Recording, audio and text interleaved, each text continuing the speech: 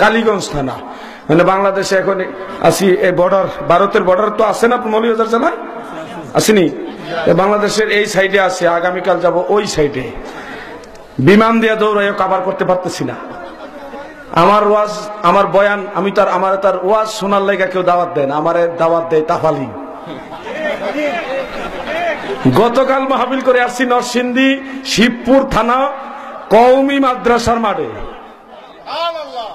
মাদ্রাসা কওমি, ওই মাদ্রাসার মাঠে বয়ান করছি। আলেম ওলামা ছিল, সব খয়রাতিরা ছিল। বললাম অমুক কিতাবান কোন বাপের ভূত থাকলে আমার সামনে হয়, আসো। ডাকলাম, আজকে খবর লইয়া দেখছি মোবাইলে যে এরা কয় না রে, তার দলিল আছে, দেখা যায়। মূল বিষয়টা হলো ব্যবসা বন্ধ হয়ে যাবে। চামড়ার টাকা ফেতরার টাকা খাইয়া মৌলবী হয়েছে তো। নবীর ইজ্জত বুঝোস না। নবীর সালাত সালাম মিলাদ মিলাদে মুস্তফা দরুদ শরীফ পড়তে পড়তে পড়তে নিজের কামাই দিয়া বাবার টাকা দিয়া পরিশ্রম করে আলেম হও, তাহলে নবীর ইজ্জত বুঝবা। ওই চামড়ার ফেতরার টাকা দিয়া বললে নবীর ইজ্জত বুঝবা না। কথা বলে ঠিক না বেঠিক?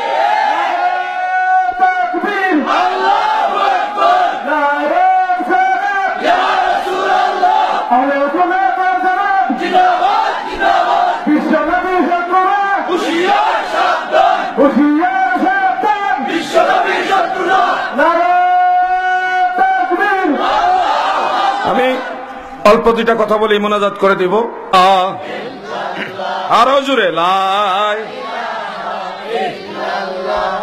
লাই ইলাহা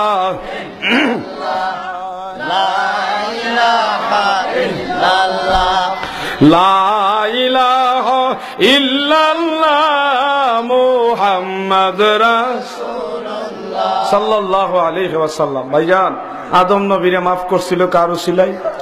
আমরা নবীর সিলাই কথা কন্যা কারো সিলাই? আমরা নবীর ছিলে না। মাফ করার পরে আদম নবীকে আল্লাহ এত কান্দা কানলাম, তুমি মাফ করলা না, এই নামের খাতিরে মাফ করে দিলে, এটা কেডা?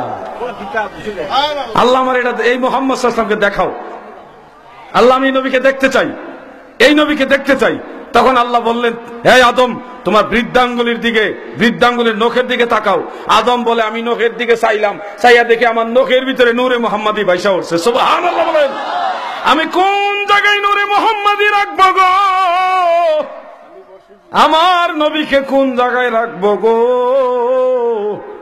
সাথে সাথে নূরে মুহাম্মাদিতে সুমা খাইলাম। মাসাহা আলা আইনাইনে, আদম বলে আমার দুই চোখে নূরে মুহাম্মাদিকে চোখের মণি বানাইলাম। সুবহানাল্লাহ। কষ্ট হইতেছে নাকি আপনারা? সেই আদম নবী আমার নবীর নামের সুমা খায়, নূরে মুহাম্মাদির সুমা খায়। আর নবীজির নামের সুমা খাইলে বেদাত, এ কি মহা মুসিবত। হে মৌলভীবাজার আলেম ভাইয়েরা শোনো, আল্লামা মোল্লা আলী কারি রাহিমাহুল্লাহ হানাফি মাযহাবের উজ্জ্বল নক্ষত্র, সমস্ত উলামায়ে কেরাম যাকে শ্রদ্ধা করে মানে, তিনি মাওজুআতুল কুবরা কিতাবের মধ্যে নবীজির নাম শুনে চুমা খাওয়ার হাদিস উল্লেখ করে তিনি বলতেছেন, আল্লাহর নবীর নাম শুনে নখে চুমা খেয়ে চোখে মাসে করার ব্যাপারে এই হাদিস যথেষ্ট যথেষ্ট যথেষ্ট, অর্থাৎ এই আমল করা জায়েজ জায়েজ জায়েজ। সলিমউদ্দিনের ফুরা কলিমউদ্দিন কি ফতোয়া দিল? Not allowed. কষ্ট নেবেন না আমার কথা, আমি নবীর সম্মান করে বলতেছি। রাসূলকে আপনারা ভালোবাসতে চান কিনা? কারা কারা চান হাত না? দেখেন তো কোন শয়তান হাত উঠাইছে না? আল্লাহু আকবার, হাত নামা। ভাইয়া কষ্ট নিস না রে ভাই, কষ্ট নিস না। নবীকে ডাকে চিন্নালো। মানুষ বানাইছে আল্লাহ পাঁচটা সিস্টেমে। কয়টা সিস্টেমে? এক নম্বর, আদম নবীরে বানাইছে ডাইরেক্ট মাটি দিয়া, ডাইরেক্ট মাটি, ডাইরেক্ট মাটি। মৌলানা মাসুম বিল্লাহ সাহেবের নাম শুনছেননি? কথা কন না কেন, শুনছেননি? ওনার সাথে আবার একজন ওনার আত্মীয় থাকে, আজকেও আসে সম্ভবত। উনি আবার হাটহাজারি লেখাপড়া করছে, হাটহাজারি থেকে ফারেক। পরে শুনলাম উনি দেওবন্দ নাকি লেখাপড়া করছে। ওই আছেন আমাদের মৌলভীবাজারে, যে কার বাসা জানেন? মাসুম বিল্লাহ সাহেব যে থাকে, রাসেল ভাইয়ের বাসায়। আলোচনা উঠলো, এইটা তো এই জাত আস্তে আস্তে লাইনে আইতাছে। তো কথা কইতে কইতে আমার বলতেছে আদম নবী কিসের তৈরি? তখন আমি বললাম আদম নবী সরাসরি মাটির তৈরি। বাদা আল খালকাল ইনসানি মিন তিন, মানুষের শুরুটা অর্থাৎ আদমকে মাটি থেকে সৃষ্টি করা হয়েছে, কোরআনের আয়াত। না, আদমের শরীরে মাটি ছাড়া অন্য কিছু আসিল। আমি বললাম দলিল দেন,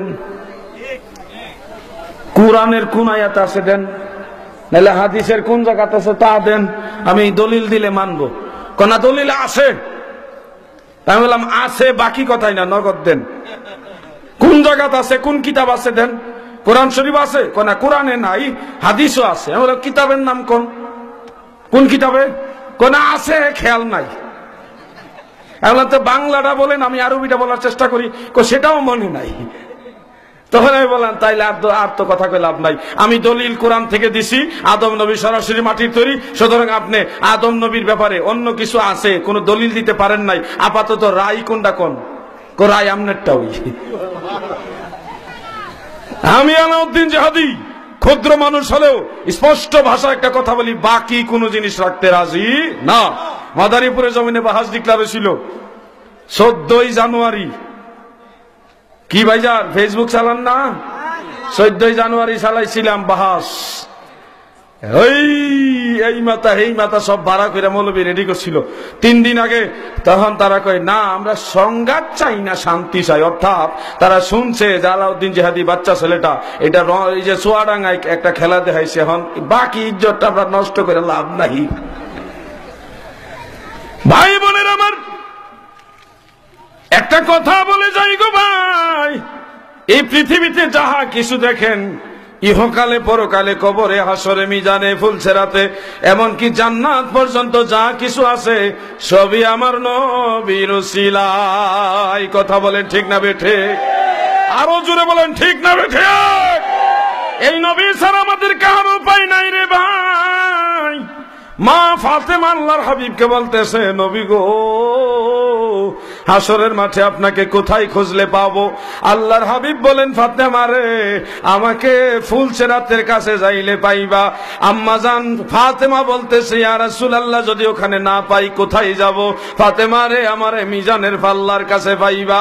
ওগো নবী, যদি ওখানে না পাই তাহলে কোথায় যাব? ও ফাতেমা, জাহান্নামের দরজার কাছে যাইলে পাইবা। ও নবী, ওখানেও যদি না পাই কোথায় গেলে পাবো? আল্লাহর হাবিব বলেন, ফাতেমা রে, হাউজে কাউসারের কাছে আমারে পাইবা। নবী গো, যদি ওখানেও আপনারে খুঁজে না পাই আমি কোথায় তালাশ করব? আল্লাহর হাবিব চিৎকার মেরে বলে, ফাতেমা রে, ওই ময়দানে হাসরে আমার উম্মতের জন্য আমি এতই পেরেশান থাকবো, আমারে যেখানে খুঁজবা ওইখানেই পাইবা। সেই নবীরে ভুলেন না, নবী ভুলেন না রে ভাই।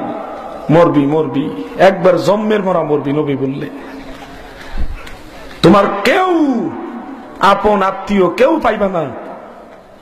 সমস্ত নবীরা পর্যন্ত আমাদের নবী দাঁড়াইবার আগে সারেন্ডার স্বীকার করবে, ফারতাম না, মাফ চাই। নবী যখন দাঁড়াইবে তখন সব নবীর একটু সাহস করবো, না এখন একটু আশা পাওয়া গেল। রাসূল বলবেন, হে আল্লাহ, ফাসাজাদা তাহতাল আরশ, আল্লাহর আরশের নিচে সেজদা দিয়ে আল্লাহকে ডাক দিবে। কি নিয়ে ডাক দিবে? একটা গোপন নাম আছে। নামটা শিখছেন নি? শিখছেন? এই নাম যার জানা আছে ওটা হলো ইসমে আজম। সে যাহা বলে তাহাই আল্লাহ পাক দয়া করে কবুল করে। দরবার শরীফে আপনারা যারা দরবারে গেছেন, আট্রসি যারা গেছেন, পূর্ব দিকে পাকা লেট্রিন গুলি, বাথরুম গুলি যেগুলো আছে, যেখানে এখানে একটা পুকুর ছিল, আপনারা দেখছেন কিনা? নুরুল ভাই তো অবশ্যই দেখছেন, সেলিম ভাইও দেখছেন। পুকুরটা এখন নাই, অনেক মুরব্বীরা দেখছেন। পুকুরটা এখন নাই, এবং এই পুকুরের উত্তর দিকে বাঁশের ঝাড় ছিল, বাঁশের ঝাড়। কি ভাইজান দেখছেন না আপনারা? এখন ওইগুলা নাই, পিছনে আছে। এই বাঁশের ঝাড় অনেক বাঁশ ছিল। হুজুর কেবলা কয়েকজন, অনেক আগের ঘটনা, কয়েকজন জাকেরকে বললেন, বাবা ওখান থেকে এই জায়গা থেকে কিছু বাঁশ কালকে কাটবেন। তো জাকের বলে বাঁশ কাটতে যায়া দেখে বাঁশের আগে এক জাতের মৌমাছি বড় বড় ফুকা আছে, এটিরে বেঙ্গুল বাবু কি তা জানে কয়, এটিরে হ্যাঁ বিঙ্গুল বলা। এটা কামড় দিলে খুব আরাম লাগে। খুব আরাম লাগে না? পানির নিচে যাই ও কামড় দেয় মারাত্মক। তো এই বেঙ্গুলের বাসা দেখা জাকের বেড়া খাইছে রে। খাজাওয়ার কাছে যায়, হুজুর ওই তো না। বাবা কি হবে না? হুজুর যে জিনিস দেখাইছি। হুজুরের সাথে অনেক সময় জাকের বেড়া একটু মজা করতেন, এটা আদবের সাথে করতেন। হুজুর বলতেছে, বাবা কি জিনিস দেখে আসলেন? হুজুর বেঙ্গুল বলা দেখাইছি, 12টা বাজাইব কাটতে গেলে। বাবা এই বেঙ্গুল বলা যার, বাসও তার, দরবার শরীফও তার, তোমরাও তার, আমিও তার। বাবা তার তরফ থেকে হুকুম দেওয়া হইলো আপনারা বাস কাটেন। তবে বাবা ওই বেঙ্গুল বলার বাসার কাছে যায় বলেন, এইভাবে ডাইকা বলেন, হে বেঙ্গুল বলা, খাজা বাবার হুকুম, আমরা এই বাস কাটার জন্য আপনারা এখান থেকে সরে অন্যত্র চলে যান, নচেত কিন্তু 12টা বাজবো। তখন জাকের বেড়াকে হয় কথা কইলে গেল বেঙ্গুল যাইব গা। মনে বুঝেন না, ইমানে তো একটু একটু ভেজাল আছে সবারই। 100% তো না থাকুক, 90% হলে 90% ঠিক থাকলেও 10% একটু নরর ফটর আছে। কোন এইটা একটা কথা হইলো বেঙ্গুল আবার হুজুরের কথা বলে যাইব গা। বাসের কাছে যায় একজন সামনে আগায় কই, যদি বাইরিয়া কামড় দেয় তো সর্বনাশ। একটা কামড় দিলে সব দিয়ে কামড় দিব। একজন আগায়, আরেকজন ফিসায়, আরেকজন আগে, আরেকজন ফিসায়, একজনকে যা মরলে মরছি। বেঙ্গল খাজা বাবা কইছে বাস কাটতাম, তোমরা এখান থেকে সরো, নাইলে কিন্তু আমরা খবর, তোমার খবর আছে। হুজুরের হুকুম আমরা বাস কাটতাম। আল্লাহর কসম দাদা, সেই কথাটা বলার পরে কিছুক্ষণের ভিতরে একের পর এক সেই বেঙ্গুল বলাগুলি তাদের বাসা থেকে বের হয়ে বিশাল বড় একটা চাক হইল, অনেকগুলা বলা, সেগুলো আস্তে আস্তে উড়াল দিয়ে দরবার শরীফের আরেক সাইডে জিয়া আস্তে আস্তে বাসা করা শুরু করলো। এই বাসজার থেকে বেঙ্গুলের বাসা ক্লিয়ার। জোরে বলেন সুবহানাল্লাহ। বাজান কেন এই নিয়ামত হুজুর কেন পাইলেন? 40 বছর সাধনা করে আমার খাজা বাবা এনায়েতপুরে দাদা হুজুরের কথা নিজের জীবনে সবকিছু তেজে দিয়ে তিনি সেই ইসমে আজম শিক্ষা করেছেন। সেই দরবারে যাবেন, আর এখন তো ফাগরি লাগাইলে ফির, পীরের অভাব নাই। বাবারে বাবা, ব্যাঙ্গের ছাতার মতো ফির। অনেক পীর সাহেব আছে খাইতে খাইতে এত মুড়া হইছে যে সুফার ভিতরে জাগা হয় না। আরে বাবারে বাবা, ফেট কারে কয়। অনেক পিসাবে আছে, 1-2 জন না। এক পিসাব ওই দিন খবরে পাইলাম, এক পিসাব ওই লিফটে উঠতে যায়, লিফট ছিঁড়ে ফিরে গেছে গা।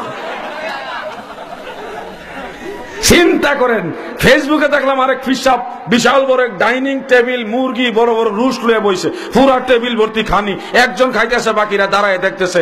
এতটি খানা বলে ওনার সকালের নাস্তা, কত বড় রাক্ষস। চিন্তা করেন। এজন্য বলবো, যার তার কাছে বিক্রি হবেন না, কামেল পীর লাগবে। কামেল মোকাম্মেল পীর নায়েবে নবী রাসূলেরো খুরশিদেশ কাশ বাবাই অমূল্য রতন গো।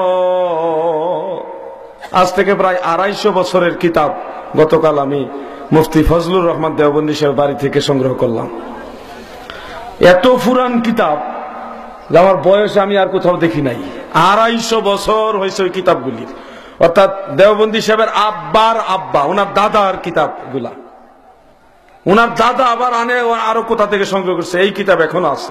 একটা কথা বলি ভাইয়া, সব তরিকায় আমরা শ্রদ্ধা করি, সব তরিকার প্রতি শ্রদ্ধা আছে, কিন্তু আত্মশিল্পীর দাঙ্গুল উঠাইও না। এটা খয়রাতি তরিকা না, গাঙ্গে দা বাইসা আসে নাই। খবরদার, এই বিশ্ব জাকের মঞ্জিলে যে সমস্ত আলেম ওলামা ছিল আছে, সেই সমস্ত আলেমরা যদি হুঙ্কার মারে, বাংলার বুকে কোনো বাপের বেটা নাই, তাদের মোকাবেলা করবে ইনশাআল্লাহ। কথা বলেন ঠিক না বেশি? সব তরিকাপন্থীর এক হও, যদি এক হও তাহলে তরিকার জগতের বিজয় সুনিশ্চিত। জাকের পার্টির মাধ্যমে আমরা উদাত্ত আহ্বান জানাইলাম, আমরা সুন্নি তরিকাপন্থী যে কয়টা আছে আমরা সব এক। আরে আমরা যদি এক হয়ে যাই, ওয়াহাবিরা এমনি ভাত খাইতো না। ডাইল চাল খিচুড়ি আমরা বেতন দেই, আমরা ওয়াজ করে আমার বিরুদ্ধে। চিন্তা করেন অবস্থা। আল্লাহর নবী সম্মানের বিরুদ্ধে কথা বলে। আমি একটা কথা স্পষ্ট বলবো, শুনেন, কারো প্রশ্ন যদি থাকে স্টেজে পাঠান কমিটির মাধ্যমে। আমি চলে গেলে আমার জাকের ভাইদের ডিস্টার্ব করবেন না, খবরদার। আমার জাকের ভাইরা বড় কোন শাইখুল হাদিস, মুফতি, মুহাদ্দিস, বড় প্রিন্সিপাল, অধ্যক্ষ না। আমার জাকের ভাইরা মুমিন মুসলমান, সরল মনা মুসলমান। তারা বিনা দলিলে আল্লাহ বিশ্বাস করে, বিনা দলিলে রাসূলকে ভালোবাসে। ঠিক না ঠিক? দলিল লাগলে আমার কাছে আসো, কোন পীর বাহাদুর থাকলে আসো, দলিল লাগলে আমার কাছে আমার জাকের ভাইদের ডিস্টার্ব করবা না, খবরদার। আল্লাহর হাবিবের পক্ষে, ওলি আল্লাহদের পক্ষে আমরা 24 ঘন্টা প্রস্তুত। একটা কথা আমার বলার বাকি রয়েছে, এটা বলবো। প্রশ্ন থাকলে স্টেজে পাঠান, কেউ অপমান করবে না, স্টেজে পাঠান। ইসলামী শিষ্টাচার বজায় রেখে প্রশ্ন করবেন। আপনাদের প্রশ্নকে আমরা সম্মানের সাথে অ্যাকসেপ্ট করবো ইনশাআল্লাহ। কোন বেয়াদবের প্রশ্ন অ্যাকসেপ্ট করবো না। জাকের পার্টি, জাকের মঞ্জিল তথা 360 আউলিয়া আল্লাহর অলির এই দেশে গাঙ্গে বাইসা আসে নাই। নতুন হুজুর হয়ে গেছে, বড় মারাত্মক হুজুর। শাহজালালের মাজারে যাইতে চায় না, বেদাত। কি আশ্চর্য অবস্থা! শাহপরান, শাহ মুস্তফার মাজারে যাইতেছে না, বেদাত। তোমার কোন বাবাই তোমার ইসলাম শিখাইছে? এই আল্লাহর ওলিরা যদি দেশে না আসতো, তোমার 14 গোষ্ঠী হিন্দু থাকতো, হিন্দু মালাউন। সেই ওলি আল্লাহদেরকে আমরা ভালোবাসতে চাই কি চাই না? কারা কারা চান হাত উঠান। নারায়ে তাকবীর, নারায়ে রিসালাত। ওলি আল্লাহ যেইখানে, শাহজালাল যেইখানে,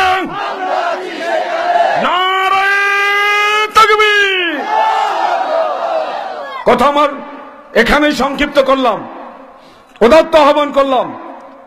মিলাদ ক্যাম্পের বিরুদ্ধে আঙ্গুল উঠাইও না, মোনাজাতের বিরুদ্ধে আঙ্গুল উঠায় না। স্বয়ং আল্লাহর নবী মোনাজাত করেছে। কোন মোনাজাত? নামাজের পরে, ফরজ নামাজের পরে মোনাজাত নবী করছে। না জানাজার পরে দোয়া আল্লাহর নবী করছে। আজানের পরে দোয়া আল্লাহর নবী করেছে।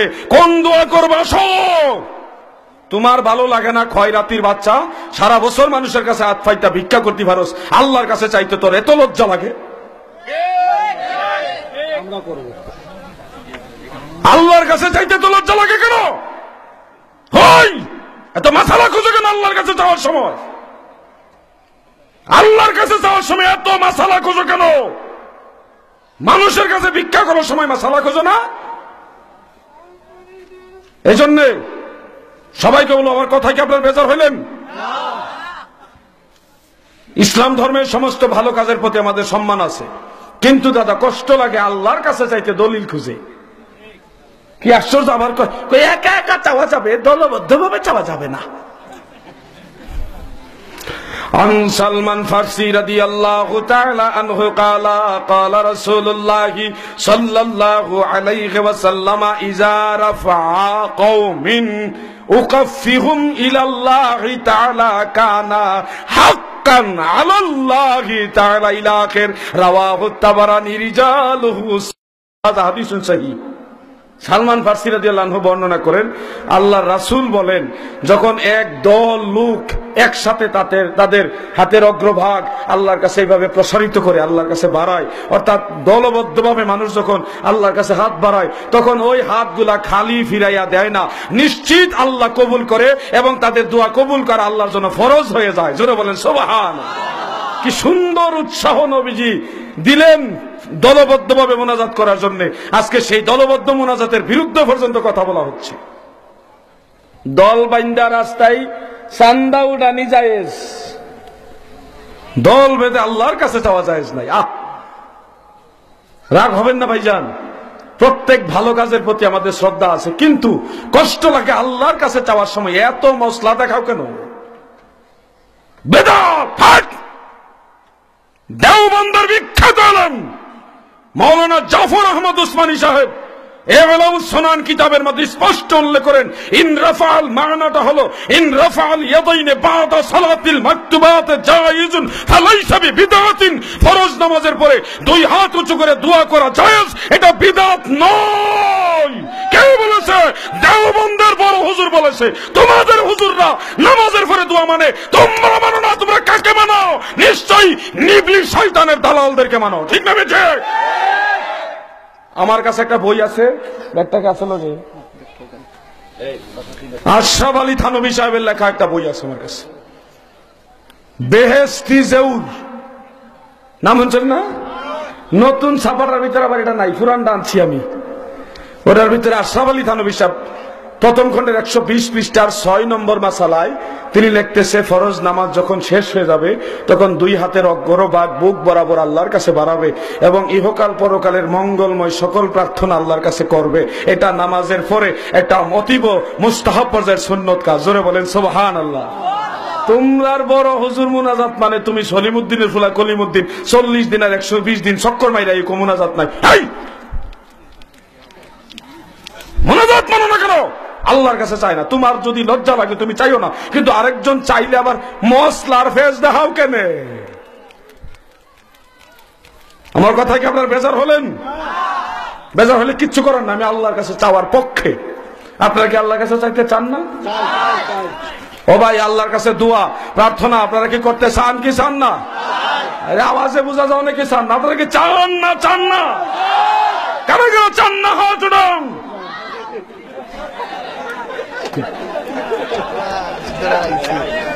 খেয়াল করছেন না? আল্লাহুম্মা সানাই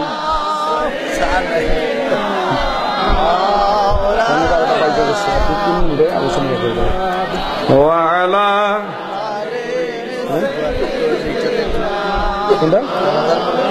কইলাম না ভাইজান, টাইম তো শেষ। মানে আমার বড় ভাই, আমার গার্জিয়ান এবং আমার যখন কেউ ছিল না, আমার একটা সময় ছিল যে সময়ে যেমন গাছ থেকে অনেক সময় ফুল ঝরে পড়ে যায়, এমন অবস্থা ছিল আমার একটা সময়। সেই সময় এই নুরুল ভাই, শেখ সোনার মিয়া, এই যে সেলিম ভাই, পল্টি সেলিম ভাই, তামান্না সেলিম ভাই, এরপরে ইসুফ ভাই, আরো যত জাকের ভাইরা আছে তারা, এই মানুষগুলি, শাহিন ভাই, এরপরে রিপন ভাই, এই মানুষগুলি আমার সহযোগিতা করছে। এই সায়েদ ভাই, সিরাজ ভাই, আমি তাদের কাছে আজীবন কৃতজ্ঞ। আমি তাদের কাছে আজীবন কৃতজ্ঞ। যতদিন বেঁচে থাকি এই মৌলভীবাজারবাসীর জন্য আমার দোয়া থাকবে। কেন? যদি না করি আমি অকৃতজ্ঞ হব, নিমক হারাম হব। আমার যখন শরীয়তে কেউ ছিল না তখন এই মানুষগুলি আমার পিছনে দাঁড়াইছে। বলেন আমার শুকরিয়া আদায় করা দরকার কিনা? কথা বলেন না কেন, দরকার কিনা?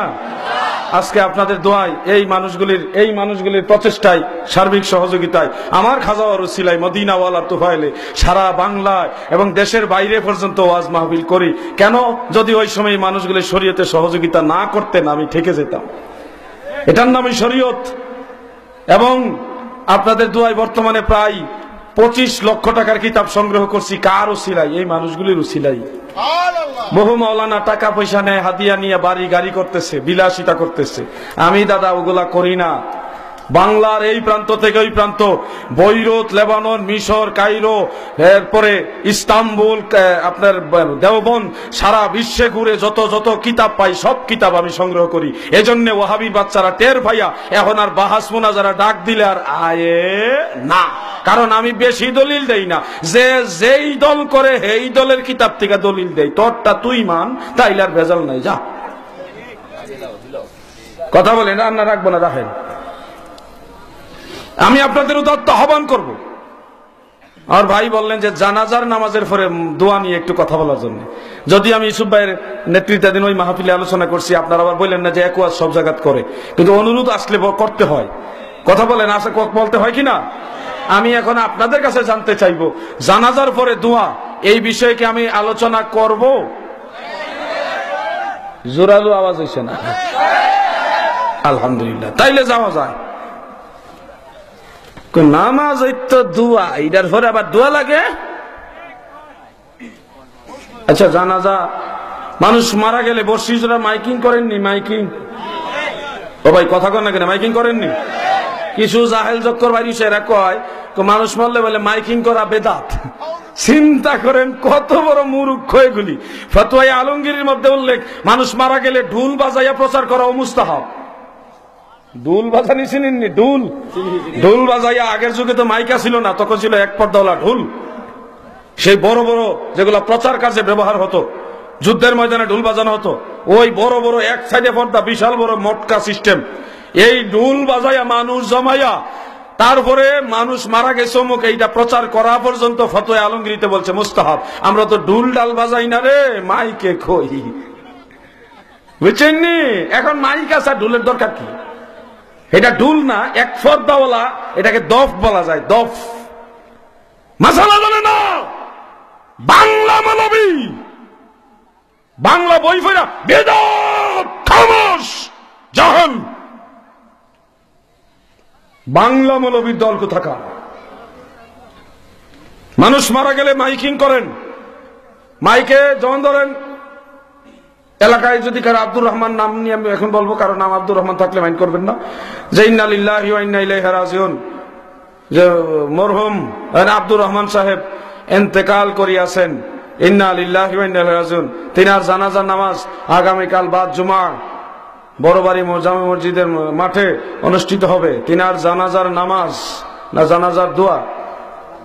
আপনারা কোনটা কোন? আপনারা জানাজার নামাজ কোন না দোয়া কোন? তাই কথা কর না কেন? কি কোন আপনারা?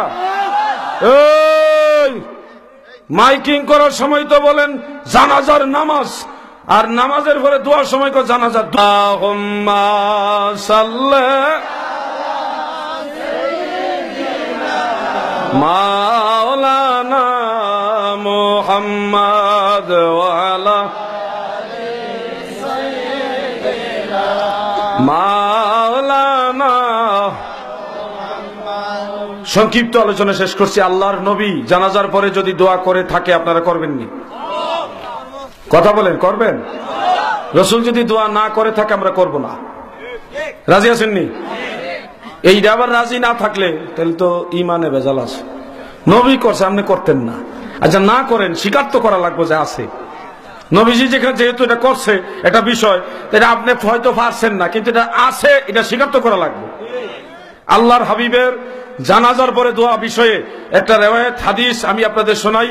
জগৎ বিখ্যাত বুখারী শরীফের সরা উমদাতুল কারির ৮ম খণ্ডের ২২ নম্বর পৃষ্ঠায় ইমাম বদরুদ্দিন আইনি হানাফি রাহমাতুল্লাহ আলাইহি উল্লেখ করেছেন, এবং মেশকাত শরীফের সরা মেরকাতের ২য় খণ্ডের ৩৫৫ নম্বর পৃষ্ঠায় মোল্লা আলী কারি রাহমাতুল্লাহ আলাইহি হাদিস খানা উল্লেখ করেছেন, এবং হেদায়াত সরা ফাতহুল কাদিরের ২য় খণ্ডের ১২১ নম্বর পৃষ্ঠায় আল্লামা কামাল উদ্দিন ইবনুল হুমাম রাহমাতুল্লাহ আলাইহি হাদিস খানা উল্লেখ করেছেন, এবং হেদায়ার আরেকটা তাখরিজের কিতাব নাসবুর রাওয়া ফি তাখরিজি আহাদিসিল হেদায়া ২য় খণ্ডের ২৭৪ নম্বর পৃষ্ঠায় ইমাম জাইলাঈ রাহমাতুল্লাহ আলাইহি হাদিস খানা উল্লেখ করেন, এবং দালাইলুন নবুওয়াত কিতাবের ৪র্থ খণ্ডে ২৭৮ পৃষ্ঠায় ইমাম বাইহাকী রাহমাতুল্লাহ আলাইহি তিনিও হাদিস খানা উল্লেখ করেছেন।